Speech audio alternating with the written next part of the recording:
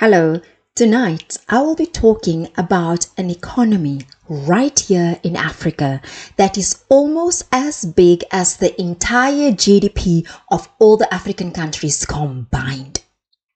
And what is that economy called? It is the informal sector. The informal sector where you don't go to work to get a salary, to pay taxes and all other deductions that go to government. The informal sector, it's the sector of hustling.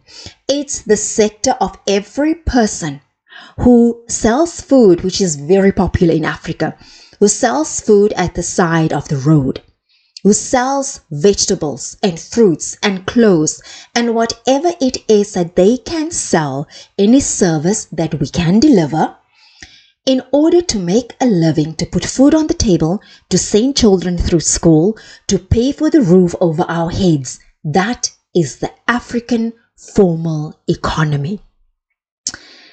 It's an economy that has been very much ignored by the formal world. And this headline sums it up perfectly. The World Bank and the IMF's logic on Africa's informal sector is completely flawed. It is flawed because they don't know how to collect the data, because no one in the informal sector, there's no record of how many transactions passes through the informal sector at any given day. And when I talk about the informal sector, I just want to show a little bit of a slideshow of what I mean by the African informal sector. It is what we are familiar with in Africa. It is what we take as a given because it is so normal to us. I just want to give you some interesting stats about the informal sector. And remember, this is a term that does not come from Africa itself. This is a term that has been slapped onto Africans through the IMF and all those formal institutions that gather data for economic and financial purposes. The informal sector in Africa in 2022, it was estimated to be around 2.5 trillion US dollars. In 2023, it was 2.6 trillion US dollars. Those are all, it's just pure estimates because there's no reliable data. It might be way more than these figures. The interesting thing is the combined GDP of Africa, of all the African countries combined, the GDP is $3.5 trillion in 2023, which means the informal, the ignored, the shadowed sector of Africa, it's almost a third of the formal sector, but it is being ignored. Most of the informal sector, the most part, it comes from the non-agricultural employment, which is your services. It's your retail. And just the breakdown from a South African point of view, the taxi industry, which is a highly contentious industry. The number of taxis, approximately, it's 200,000 minibus taxis operating in South Africa, transporting 15 million commuters every day. They employ roughly over 600,000 people, and they generate an estimated 90 billion rand in revenue every year. Let's go to the stokvel industry. The stokvel industry, it's an informal way of saving in communities. It is worth over 40 billion rand, amounting to about 2.6 billion US dollars. The stokvel industry, it's one of the largest informal financial sectors in the world. And then it's unregulated. So that's why there's no official data on the size or the scope, but Again, it's estimated to have a roughly 100,000 stokvels in South Africa with a total membership of 10 million people. It is being used for people to save, people who are excluded from the formal banking system, people who don't trust the banking system. The South African government they are looking at ways to regulate the stokvel industry. They say it's to protect consumers and promote financial stability. The very same governments who are lending money from IMF, the very same government who cannot manage their own debt, the very same government who's being accused of corruption and fraud, they are saying that they want to regulate the stokvel industry to protect consumers and promote financial stability. Please do not miss the irony in that statement. Then, how do you move money around? This massive $1 trillion industry. The South African Reserve Bank have reported not South African Reserve Bank, the World Bank. $40 billion was moved around in 2022. $40 billion. 10 to 15% of that was sent through mobile money, online platforms, and cryptocurrency. FNB, one of the big 5 banks in South Africa, they have processed over 1 billion rand in e-wallet transactions.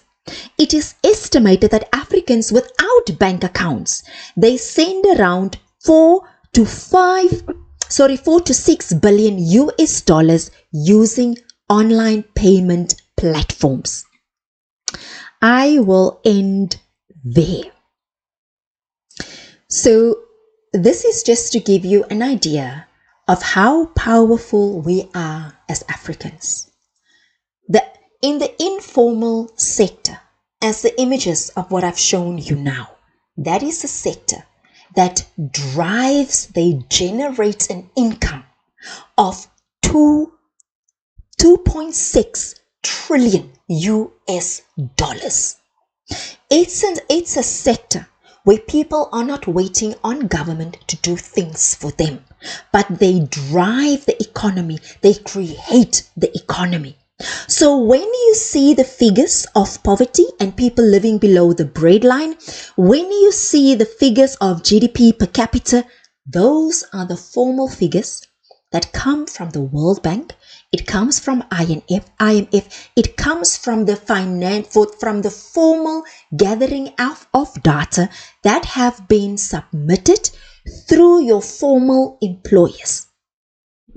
And now it paints a picture, the formal numbers paint a picture that we are an economy in dire straits, that we are a continent on the verge of collapsing, that we are a continent who's always, we are broke and we are poor. But how is it possible that you are poor when you generate 2.6 trillion US dollars in 1 year? When what you generate, it's almost as big as the GDP of the entire African continent. The reason why I made this video is I want us to become aware of Africans, of when you start focusing on doing things the African way. When you start focusing on your resourcefulness, how you can improvise, your innovations, your way to make something out of nothing, then it changes the picture.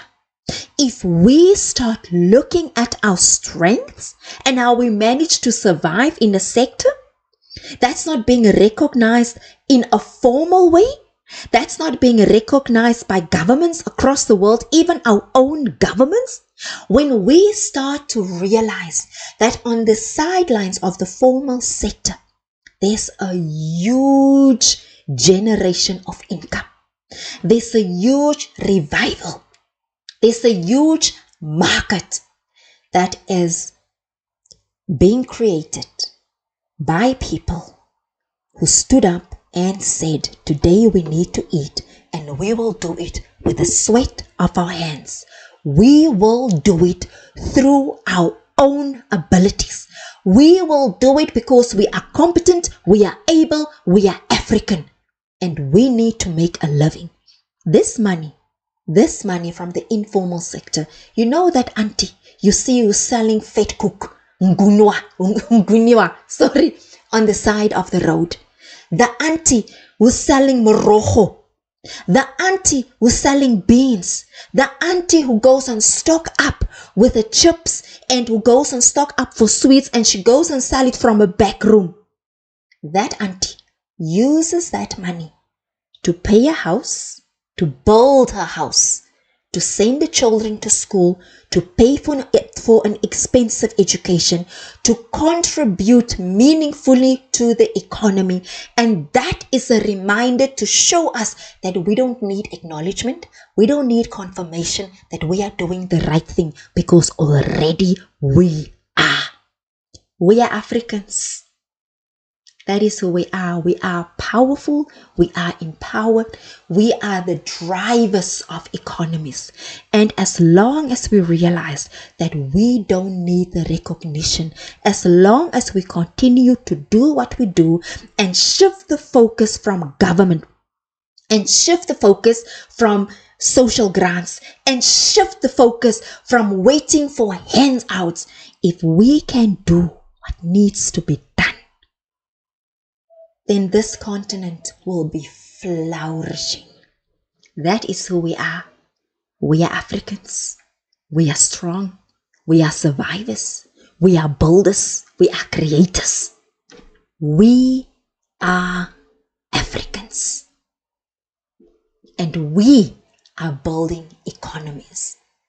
We are contributing to the economy of Africa, not just through taxes, but through our efforts, through our hard work, through our desire to succeed and to provide for our families. That is who we are.